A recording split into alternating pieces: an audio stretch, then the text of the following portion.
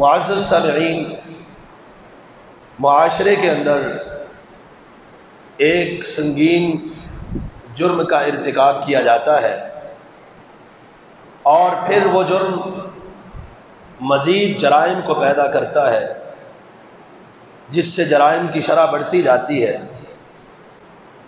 ایسے جرائم کو جب دیکھا جاتا ہے اور ہائی لائٹ کیا جاتا ہے، میڈیا کے اندر اس کو بنا سنوار کے اچھالا جاتا ہے، پھر اس کی آڑ میں اسلام کو اور مسلمانوں کو بھی بدنام کیا جاتا ہے اور اسلام کی پاکیزہ تعلیمات کو بھی رد کرنے کی کوشش کی جاتی ہے۔ حالیہ دنوں میں بلوچستان کا ایک واقعہ آپ کے سامنے ہے، اور یہ صرف ایک واقعہ نہیں، اس جیسے سینکڑوں واقعات روزانہ کی بنیاد پر اس ملک میں ہو رہے ہیں کہ کوئی شخص غیرت کے نام پہ اپنی بہن بیٹی کو قتل کرتا ہے اور لوگ اس کو اسلام کا نام دے دیتے ہیں، حالانکہ اس کا ذاتی فعل ہے۔ اس طرح کے غیر مسلموں میں تو اس سے بڑے بڑے جرائم موجود ہیں۔ قبیلوں کے اندر غیرت کے نام پر جو ماں اور بہن اور بیٹی یا کسی کو بھی عورت کو قتل کیا جاتا ہے، یہ جاہلیت کا کام تھا۔ اسلام نے سب سے زیادہ غیرت سکھلائی ہے، حمیت سکھلائی ہے، لیکن اس کی حدود اور قیود متعین کی ہے۔ کئی ایسی نصوص موجود ہیں، ہمارا ابھی وہ موضوع نہیں ہے، کہ اگر کوئی شخص اپنی آنکھوں سے اپنی بیوی کو ایسی حرکت کرتے دیکھ بھی لیتا ہے تو اس کو حکم ہے کہ 4 گواہ لائے ورنہ لعان ہوگا۔ اس کو بھی قتل کرنے کی اجازت نہیں، اگر وہ قتل کرتا ہے بدلے میں قصاصاً اس کو قتل کیا جائے گا۔ یہ اسلام کی تعلیم۔ لیکن جو آج بات میں آپ کے سامنے رکھنا چاہتا ہوں، ایسے جرائم جنم کیوں لیتے ہیں؟ اس کے محرکات کیا ہیں؟ کیوں آئے روز کوئی اپنی بیٹی کو قتل کر رہا ہے، کوئی اپنی بہن کو قتل کر رہا ہے؟ ایک تو سوشل میڈیا کے اندر عاشقی معاشقی اور اس طرح کے کارنامے، اس کا ہمیں خود بھی کنٹرول کرنا چاہیے، اپنے گھروں میں اپنے زیر نگرانی ایسی چیزیں استعمال کروانی چاہیے۔ ہوتا یوں ہے، کوئی بچی نہ دانی میں نہ سمجھی میں کسی کی باتوں اور جال میں پھنس جاتی ہے، اپنی تصاویر شیئر کر دیتی ہے، ویڈیو شیئر کر دیتی ہے۔ وہ درندہ صفت انسان اگر ان بن ہو جائے تو اس کی بدنامی کے لیے وہ سوشل میڈیا کے اندر اس کو پھیلانا شروع کر دیتا ہے اور ان کی بدنامی کا باعث بنتا ہے۔ پھر گھر والے کیا کرتے ہیں؟ یا وہ عورت خودکشی کر لیتی ہے یا یہ اس کو مار دیتے ہیں۔ ایک جرم کے بعد دوسرے جرم نے جنم لے لیا۔ کوئی شخص کسی کی بیٹی کو بھگا کر لے جاتا ہے، اسے کورٹ میرج کر لیتا ہے۔ اب کورٹ میرج کرنے کے بعد گھر والے اگر بازیاب کر کے اپنی بیٹی کو لے بھی آتے ہیں، بہن کو لے بھی آتے ہیں، اب اس کے پاس قانونی جواز موجود ہے اور یہ اٹھا کر لے جاتا ہے۔ اب یہ شخص جس کی بہن بیٹی کو ورغلا کے کورٹ میرج کی گئی، اب یہ معاشرے کے اندر نکلتا ہے، یا تو لوگوں کی تو تکرار سنتا ہے، لوگ نہیں بھی کرتے تو دل ہی دل میں اپنی دہلیز سے قدم باہر رکھنے کے لائق نہیں رہتا، اس کی عزت اس کی غیرت ختم، یا پھر وہ عدالت کا رخ بھی نہیں کرتا کیونکہ رستہ بند ہے، کورٹ میرج جو ہو چکی ہے، نہ اس کے پاس عدالت میں جانے کورٹ میں جانے کا کوئی رستہ، نہ اس کے پاس کوئی پنچایت جرگے کا کوئی رستہ۔ اب پھر وہ کس طرف نکلتا ہے؟ جرم کی طرف، یا خود کو مارتا ہے یا اس کو مار دیتا ہے۔ یہ چیزیں بھی قابل مذمت ہے کہ کسی کو غیرت کے نام پہ قتل کرنا یا خودکشی کرنا غیرت کے نام پر، اس کی اجازت اسلام قطعاً نہیں دیتا، لیکن عدالتی قانون کے طور پر اور مذہبی فتوے کے طور پر جب کورٹ میرج کو سند جواز فراہم کی جائے گی، لڑکیاں مفرور ہوں گی۔ بچیوں کو کس نے بتایا کہ تمہارا نکاح ہو جاتا ہے کورٹ میں؟ کس نے کہا ہے انہیں؟ اور کون ہے وہ جو بغیر اس کے ولی کے، بغیر اس کے سربراہ اور سرپرست کے، ایک نوجوان کے ساتھ ایک اجنبی عورت وہ کورٹ میں لے کے آ جاتے ہیں، وکیل کرتے ہیں اور نکاح کر کے یہ ان کو سند دے کے فارغ کر دیتے ہیں۔ ان قتل گاہوں اور ان معصوم جانوں کے قتل کے پیچھے ہماری عدلیہ بھی ہے اور ہمارے سند یہ اسلام اور اسلامی تعلیمات کے خلاف جو فتویٰ ہے وہ بھی ہے۔ یہ ایک بڑا عنصر ہے کہ اس نکاح کو جو بچی بغاوت کر کے جائے یا جو شخص کسی کی بہن بیٹی کو بغاوت کر کے اپنے جال میں پھنسا کر لے کے جائے، اس کو عدالتی جواز فراہم کرنا یا فتوے کا دینی جواز فراہم کرنا، اصل محرک اور ابتدا اور بنیاد یہاں ہے۔ یہ سارے قصوروار ہیں۔ اوپر سے ہمارا ماحول ایسا ہے، ڈرامہ دیکھے اس کے اندر یہی ٹیوشن دی جاتی ہے، کوئی فلم انڈسٹری کے اندر یہی ٹیوشن ہے، دیگر آپ جو بھی دیکھ لیں کسی چیز کا اشتہار ہے وہاں نمایاں عورت ہی ہے۔ لوگوں کے ذہنوں میں جس قدر بے حیائی جا سکتی ہے اس قدر ڈالی جاتی ہے، لیکن مفرور لڑکی اس کے نکاح کو جواز کی سند مذہبی فتوے میں فراہم کی جائے یا عدالتی قانون میں فراہم کی جائے، یہ اصل بنیادی مجرم ہے۔ ہمیں اس چیز کو سمجھنا ہوگا، جب بچی کے ذہن میں یا کسی لڑکے کے ذہن میں یہ بات ہوگی کہ بغیر سرپرست کے اور بغیر ولی کے اسلام نے نکاح کی اجازت نہیں دے گی، کوئی لڑکی مفرور ہوگی؟ جسے لڑکی پسند ہے وہ اس کے ولی سے بات کرے گا، وہ اس کی منت ترلا کرے گا، لڑکی اپنے گھر والوں کو منائے گی یا یہ دوسرا رستہ اختیار کرے گی۔ ہماری عدلیہ اگر یہ قانون درست کر لے، بہت سارے قتل اور بہت سارے جرائم جو ہے ویسے ہی ختم ہو جائیں۔ اور ہمارے جو فتویٰ ہے ماشاءاللہ، اب اسلامی تعلیمات کیا ہے، آج میں نے اس خطبے میں وہ آپ کے سامنے رکھے۔ سورہ بقرہ، ویسے آپ کو معلوم ہے محرم الحرام کے اندر ہمارا محرم پورا دفاع صحابہ اور اہل بیت میں ہوتا ہے، وہ انشاءاللہ اہل بیت کا تذکرہ بھی ہوا بھی نہیں، وہ کریں گے آگے۔ تو یہ ایک اہم اور ضروری معاملہ ہے۔ کچھ لوگ کہتے ہیں جی لڑکی اپنی پسند کی شادی بھی نہیں کر سکتی، کر سکتی، کیوں نہیں کر سکتی؟ لیکن ولی کی اجازت سے۔ کچھ کہتے ہیں یہ عورت کے ساتھ ظلم ہے، لبرل قسم کے لوگ تو شروع سے کہہ رہے ہیں یہ عورت کے ساتھ ظلم ہے، ولی کی اجازت۔ حالانکہ یہ عورت کے ساتھ ظلم نہیں، عورت کا کیا ہے؟ تحفظ ہے، اس کو درندوں سے بچانے کا تحفظ ہے۔ ایک سمجھدار دانا فہیم آدمی اس کا سرپرست ہوتا ہے، وہ دیکھ سن کے اس کا فیصلہ کرتا ہے۔ تو ولی نکاح میں شرط ہے۔ مفرور لڑکی کا نکاح چاہے عدالت نے اس کو سند جواز دے دی ہو یا کسی نے فتویٰ دے دیا ہو، وہ نکاح کیا ہے؟ باطل ہے، وہ نکاح ہوتا ہی نہیں۔ نکاح کی شرائط میں ایک بنیادی شرط ہے اجازت ولی، سرپرست۔ اب دیکھیں اللہ سبحانہ وتعالیٰ نے سورہ بقرہ سورہ نمبر 2 آیت نمبر 232 میں فرمایا وَإِذَا طَلَّقْتُمُ النِّسَاءَ، جب تم عورتوں کو طلاق دے دو، فَبَلَغْنَ أَجَلَهُنَّ، پھر وہ عورتیں اپنی عدت پوری کر لیں، فَلَا تَعْضُلُوهُنَّ أَن يَنكِحْنَ أَزْوَاجَهُنَّ، انہیں نہ روکو، اے ولیو، عورت کے سرپرستوں، ان عورتوں کو نہ روکو کہ وہ اپنے خامدوں سے دوبارہ نکاح کر لیں۔ ایک عورت کو رجی طلاق ہوئی ہے، عدت گزر گئی ہے، اب یہی عورت اپنے اسی خامن سے نیا نکاح کرنا چاہتی ہے، اسلام نے اجازت دی، عدت گزرنے کے بعد نیا نکاح، عدت کے اندر رجوع۔ تو اللہ تعالیٰ فرماتے ہیں نہیں روکنا ولیو، تم نے ان کو ان کے ساتھ نکاح کرنے دینا ہے، اگر عورت بھی راضی ہے اور مرد بھی راضی ہے۔ اذا تراضوا بینہم بالمعروف، اگر معروف اور احسن طریقے سے باہم رضامند ہے تو ان کو تم نے نہیں روکنا۔ امام نے جریر الطبری نے اس آیت کی تفسیر میں فرمایا ہے یہ دلیل ہے عورت کے لیے ولی کے نکاح کی شرط ہونے کی، کیونکہ اللہ نے مخاطب عورت کو نہیں کیا کہ ان سے نکاح کر لو یا نہ کر لو، ان کے اولیاء سے خطاب کیا ہے، کیونکہ عقد نکاح کس کے ہاتھ میں ہے؟ ولی کے ہاتھ میں۔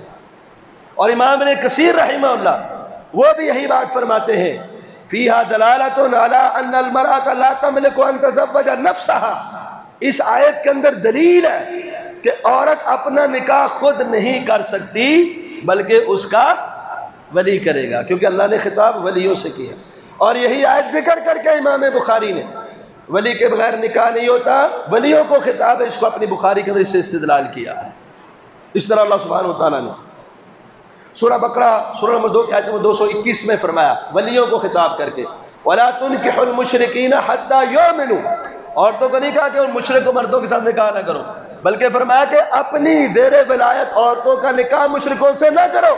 اس میں خطاب کس کو ہے؟ اولیاء کو، ولیوں کو خطاب ہے کہ آپ سرپرست لوگ جو ہیں اپنی بہن بیٹی کا نکاح کسی مشرک سے نہیں کرنا، کسی ہندو سے، کسی سکھ سے، کسی یہودی سے، کسی عیسائی سے نہیں کرنا۔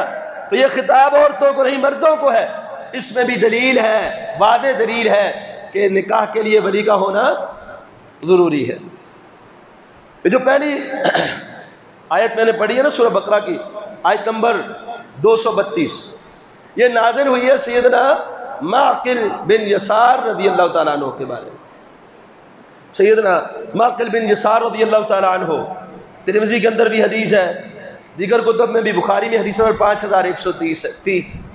حضرت معقل بن یسار رضی اللہ تعالیٰ عنہ کی بہن تھی، یہ اس کے ولی تھے، انہوں نے اس کا نکاح اپنے چچا زاد سے کر لیا۔ اب چچا زاد نے طلاق دے دی، رجی طلاق دے دی تھی۔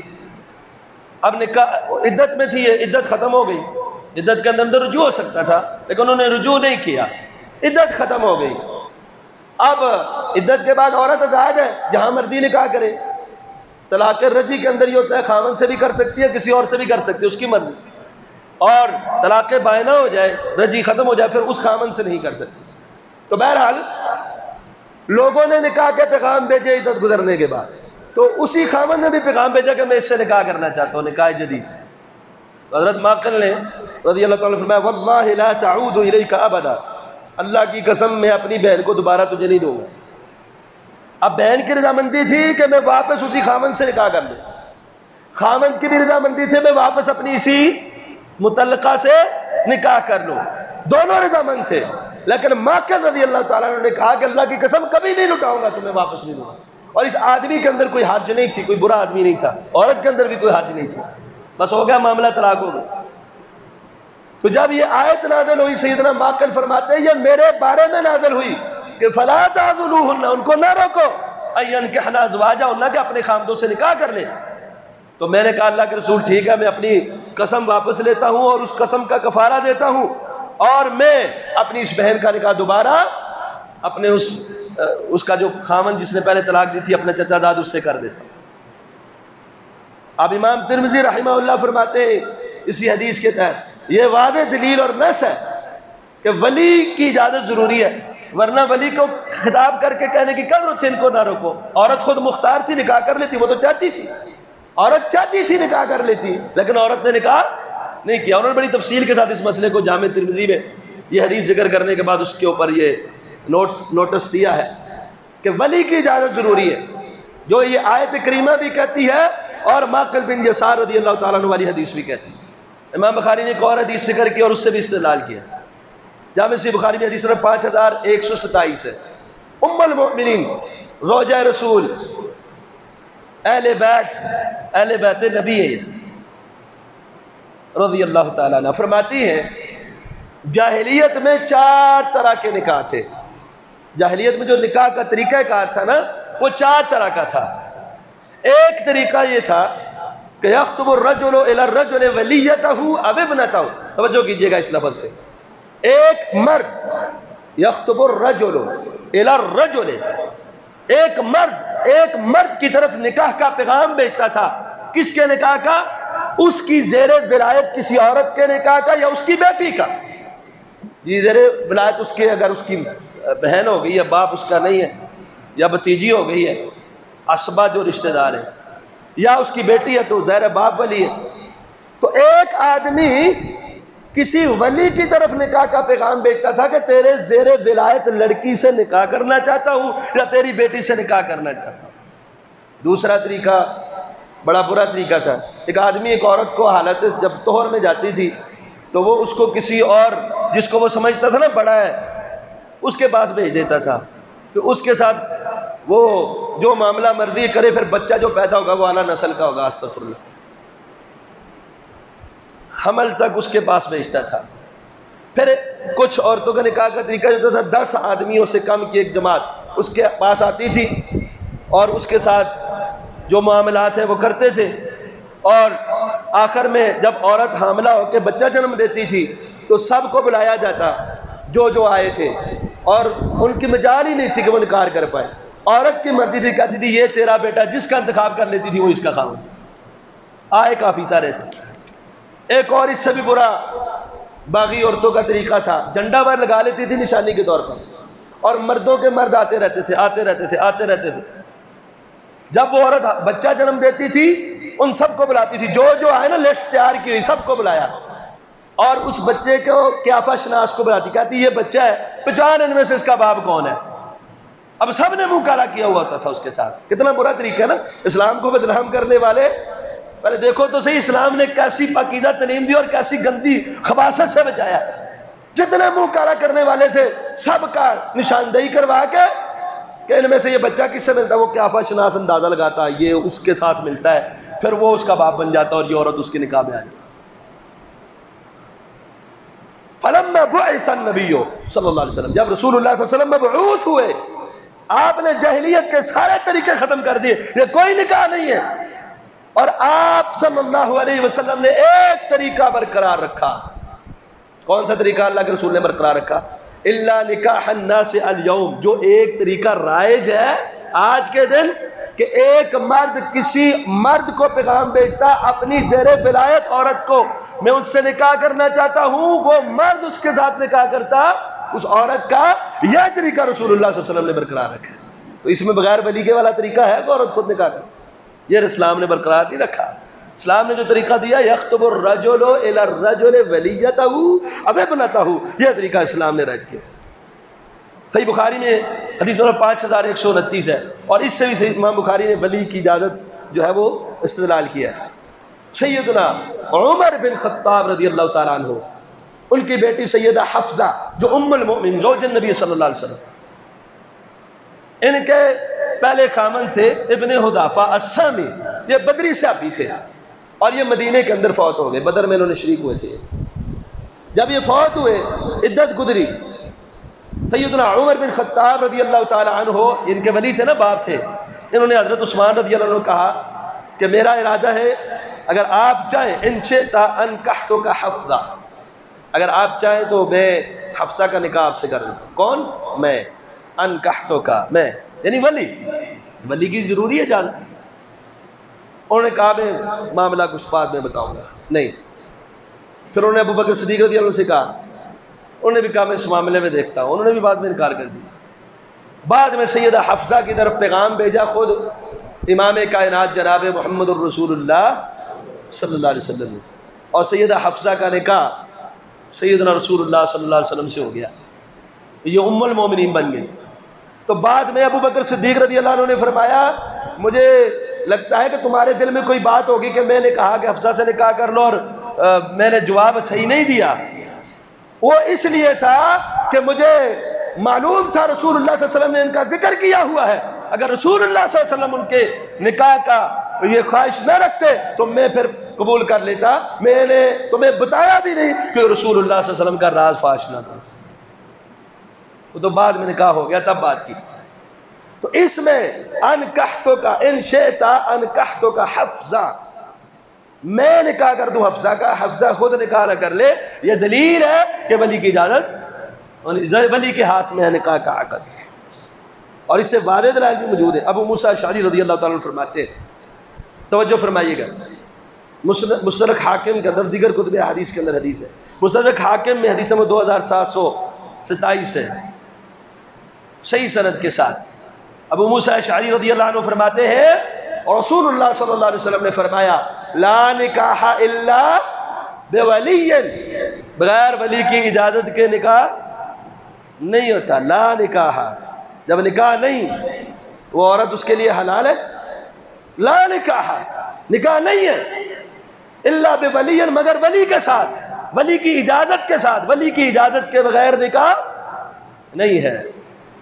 اور دوسری حدیث ہے، امام ابو داؤد نے اس کو روایت کیا، ابو داؤد میں 2083، جامع ترمذی میں حدیث نمبر 1102، ابن ماجہ میں حدیث نمبر 1879، مسند احمد کے اندر بھی موجود، مسند حمیدی کے اندر بھی موجود، مسند ابو یعلا کے اندر بھی موجود، دار قطنی کے اندر بھی موجود، بیہقی کے اندر بھی موجود ہے۔ حدیث کیا ہے؟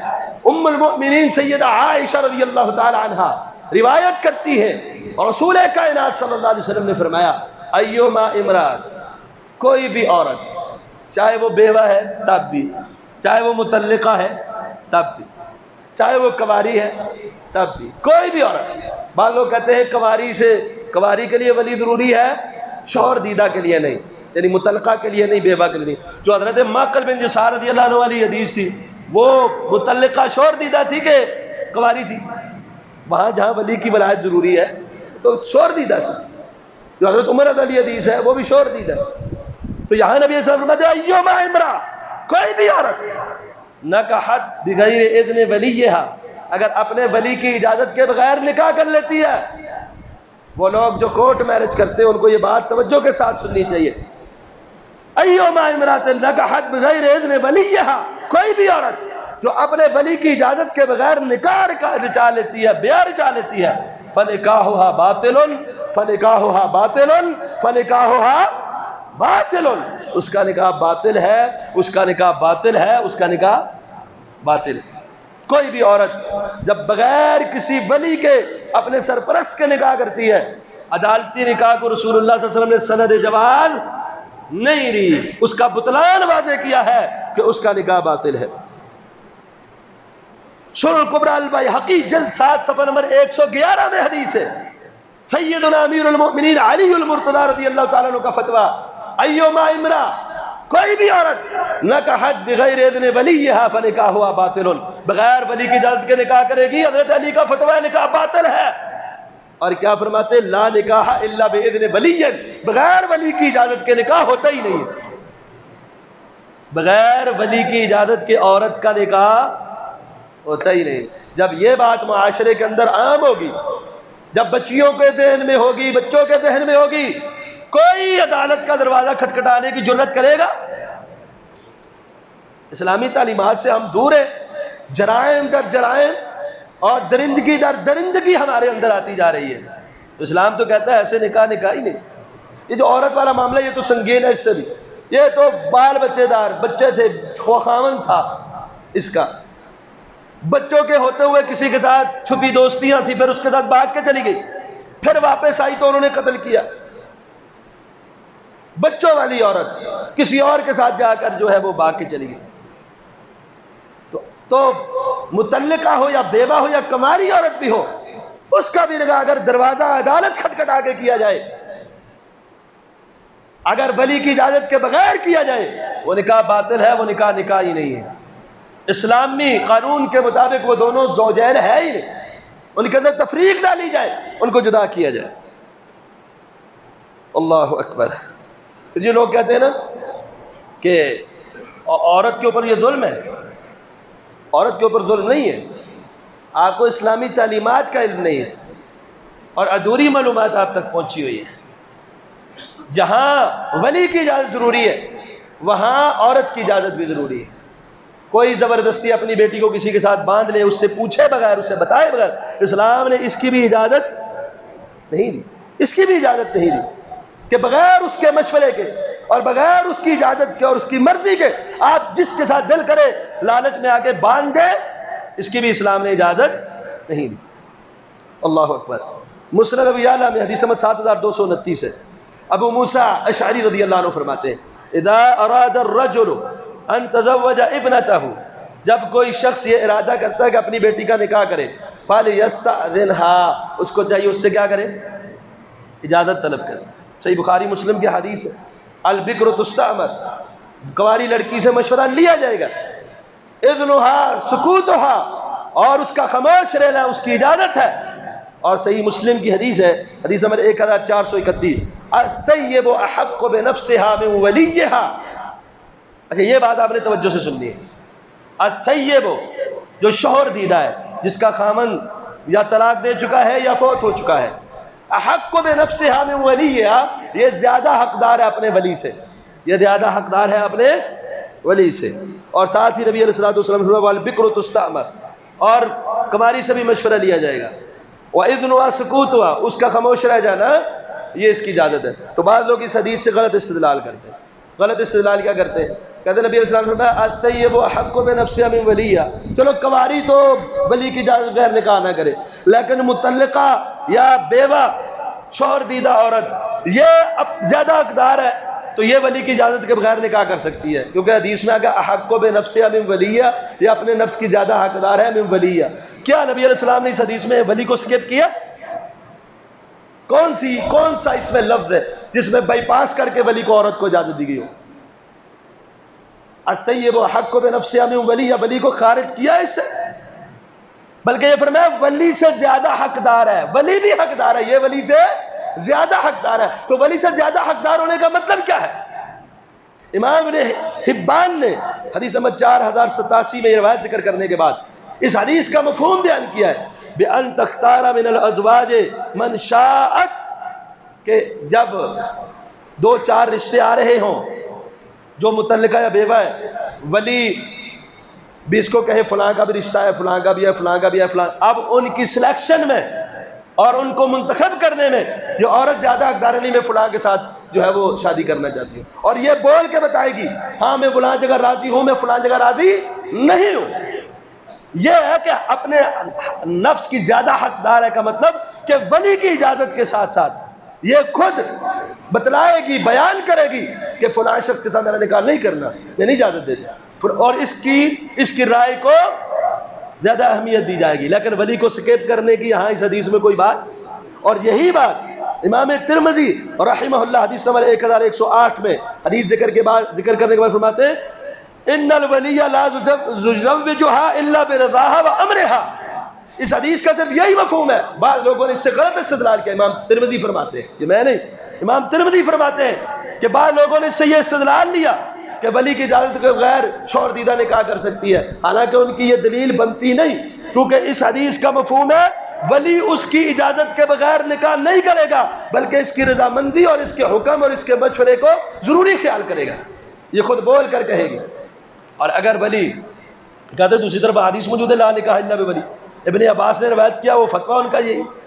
اچھا اگر ولی ایسا ہے کہ جو زبردستی باندھ دیتا ہے، یک طرفہ بات تو نہیں نا کہ ولی کی اجازت ضروری ہے، عورت مفرور ہو کے عدالتی نکاح نہیں کر سکتی، یہ بات بالکل واضح ہے.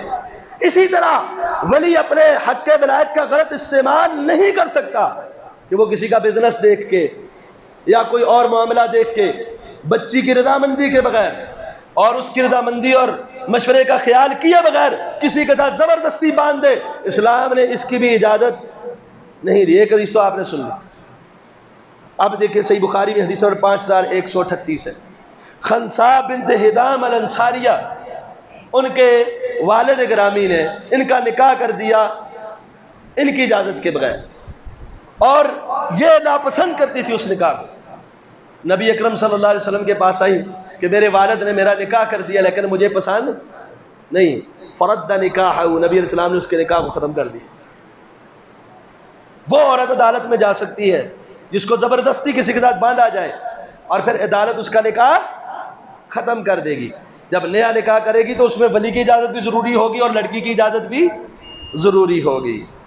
اور عورت کا جہاں تک تعلق ہے کہ اپنا نکاح خود کر لے، عورت تو کسی کا نکاح بھی نہیں کر سکتی. ماں اپنی بیٹی کا نکاح نہیں کر سکتی. تو لوگ اب عورت کو خود مختار بنا دیا کہ جا کے جس سے مرضی نکاح کر لے بغیر ولی کی اجازت کے. ماں اس کا نکاح نہیں کر سکتی ہے، اس کا ولی مرد ہونا ضروری ہے. کوئی بڑی بہن اس کا نکاح نہیں کر سکتی ہے. نبی کریم صلی اللہ علیہ وسلم نے کیا فرمایا؟ دارقطنی میں جلد نمبر 3 صفحہ نمبر 228 میں حدیث ہے صحیح سند کے ساتھ، لا تنکح المرأة المرأة، کوئی عورت کسی عورت کا نکاح نہیں کروا سکتی. کتنی واضح نصوص ہے. ایک ہے عورت خود جا کے عدالت میں نکاح کر لے بغیر کسی کی اجازت کے. یہاں نبی علیہ السلام فرما رہے عورت بھی عورت کا نکاح نہیں کروا، ماں اپنی بیٹی کا، بہن اپنی بہن کا نکاح نہیں کروا سکتی. دادی امی جو بڑی پرانی اور سمجھدار اپنی پوتی کا نکاح نہیں کروا سکتی. نانی اپنی نواسی کا نکاح نہیں کروا سکتی. لا تنکح المرأة المرأة، عورت کا نکاح اس کے لیے مرد ولی ہونا ضروری ہے. نہ عورت کا نکاح کروا سکتی ہے، ولا تنکح المرأة نفسها، نہ عورت اپنا ذاتی نکاح کر سکتی. یہ عدالتی نکاح بغیر ولی کی عورت اپنا ذاتی نکاح نہیں کروا سکتی. اگلی بات قابل توجہ ہے، ان التی تنکح نفسها هي البغی. نبی علیہ الصلوۃ والسلام فرماتے جو عورت اپنا نکاح کرواتی ہے خود بغیر ولی کی اجازت کے، جو عورت خود نکاح کرتی ہے اپنا، وہ کون ہے؟ هي البغی، یہ زانیہ ہے. نبی علیہ السلام نے اس کو سند جواز فراہم کرنے کے بجائے اس نکاح کے بطلان اور فساد کے بارے میں فرمایا کہ یہ عورت حقیقی نکاح میں نہیں گئی، بلکہ یہ عورت کیا بن گئی ہے؟ زانیہ بن گئی ہے، جو اپنا نکاح خود کرواتی۔ اور یہی فتویٰ ابو ہریرہ رضی اللہ تعالیٰ عنہ کا ہے، فرماتے کوئی بھی عورت جا کے اپنا ذاتی نکاح کسی مرد کے ساتھ کر لیتی ہے بغیر ولی کی اجازت کے، یہ زانیہ عورت ہے، بدکارہ عورت ہے، اس کا نکاح ہی نہیں۔ تو اور بھی بڑی نصوص ہیں قرآن و سنت کی، یہ ہمارے گھروں کو محفوظ کرتی ہیں، یہ ہماری عزتوں کا حفاظت کا باعث ہے۔ باپ کی عزت اگر اس بات کو سمجھا جائے تو تار تار نہیں ہوتی کہ ولی کی اجازت کے بغیر نکاح نہیں، کوئی عورت دہلیز کو کراس کرنے کی جرات نہیں کرے گی۔ تو اس لیے یہ جتنے بھی واقعات ہوتے ہیں قتل کے، غیرت کے نام پہ قتل کے یا کسی اور نام پر، دشمنیاں در دشمنیاں، ان کی ہم مذمت کرتے ہیں، لیکن حضور ذرا آپ بھی توجہ فرمائیں، آپ کے عدالتی فیصلے ان نکاحوں کے محرکات ہیں جو سند جواز فراہم کر رہے ہیں، لوگوں کو مجبور کر رہے ہیں ان کو قانونی ہتھیار دے کر۔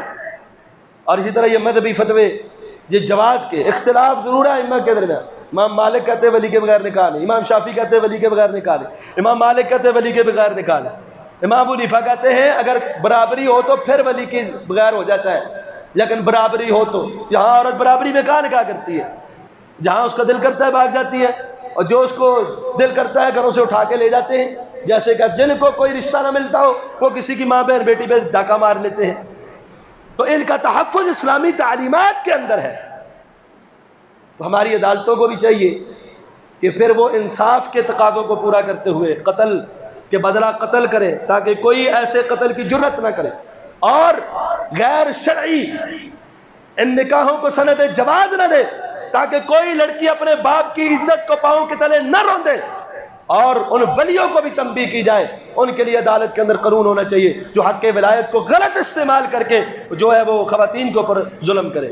اسلام تو سب کے لیے معتدل اور اعتدال کا رستہ دیتا ہے، جس میں عزت بھی ہے، جس میں حفاظت بھی ہے۔ تو اللہ سے دعا ہے اللہ ہمیں اسلامی تعلیمات کے اوپر چلنے کی توفیق عطا فرمائے۔ اور آج کے خطبے میں جو آپ نے سنا، اس کا خلاصہ یہ ہے، کوئی بھی لڑکی نہ کسی لڑکی کا نکاح کروا سکتی ہے، نہ خود اپنا نکاح کر سکتی ہے۔ مفرور لڑکیوں کا عدالتی نکاح جائز ہی نہیں ہے۔ ولی کی اجازت نکاح کے لیے شرط، اولین شرط اور ضروری ہے۔ اسی طرح بچی کی اجازت لینا اور اس سے مشورہ لینا، اس کی رضامندی، یہ بھی ضروری ہے۔ اقول قولی ھذا استغفر اللہ لی ولکم ولسائر المسلمین۔ ایک سوال آیا ہے، اپنی بہن یا بیٹی کا رشتہ ایسی جگہ پر دینا جن کے عقائد درست نہ ہو، اس عمل پر شریعت کی روشنی میں رہنمائی فرمائے۔ نبی علیہ الصلوۃ والسلام نے فرمایا کہ عورت کے ساتھ نکاح 4 وجہوں سے کیا جاتا ہے، اس کے حسب نسب کی وجہ سے کہ خاندانی عورت ہو، اس کے حسن اور جمال کی وجہ سے، یا اس کے مال کی وجہ سے کہ مالدار عورت ہے، اور چوتھی بات ہوتی ہے اس کے دینداری کی وجہ سے۔